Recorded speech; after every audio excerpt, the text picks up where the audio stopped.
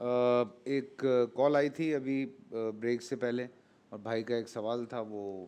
کہ نعت کے حوالے سے کہ بہت زیادہ میوزک ہمیں سننے کو مل رہا ہے اور اس طرح کی چیزیں، تو اس پہ تھوڑی سی بات جو ہے وہ نعت رسول مقبول صلی اللہ علیہ وسلم کا تقاضا یہ ہے کہ اسے نہایت ادب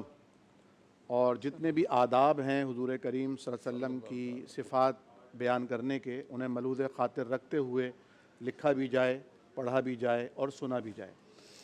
صحابہ کرام رضوان اللہ علیہ مجمعین میں حضرت حسان بن ثابت رضی اللہ تعالی عنہ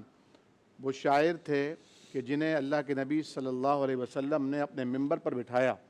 اور فرمایا کہ تم نعت کہو اور شعر کہو اور ان کے جوابات دو۔ یہ اللہ نے ان کو صلاحیت عطا فرمائی تھی،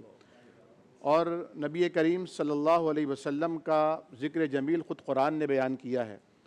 وَرَفَعْنَا لَكَ ذِكْرَكَ اور اِنَّا أَعْطَيْنَاكَ الْكَوْثَرَ، اور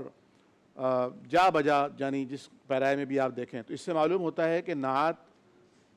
شفاف ہو، نبی کریم صلی اللہ علیہ وسلم کی تعلیمات کے مطابق ہو، گانوں کی طرز پر اور ان کی دھنوں پر نہ ہو، اور اس کے ساتھ انسٹرومنٹس کا اور میوزک کا استعمال نہ کیا جائے۔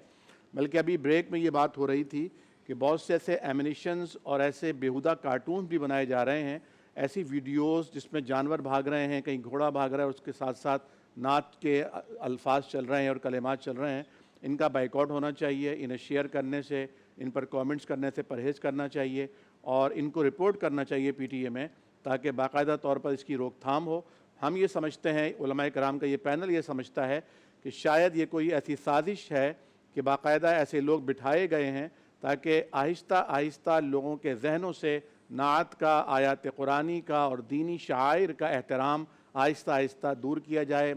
دھندلا کیا جائے، تاکہ لوگ پھر اس کے عادی ہو جائیں، یوزڈ ٹو ہو جائیں، اور یہ چیز پھر پتہ نہیں نہ اصل لیکن میں اللہ کہاں لے معذرت کے جائے۔ ساتھ کچھ علماء کرام سے جب ہم اس طرح کے سوالات کیے جاتے ہیں تو ڈف تک کی جو ہے وہ اجازت دیتے ہیں کہ ہلکی سے اگر ڈف بچ جائے تو اس کی اجازت دیتے ہیں،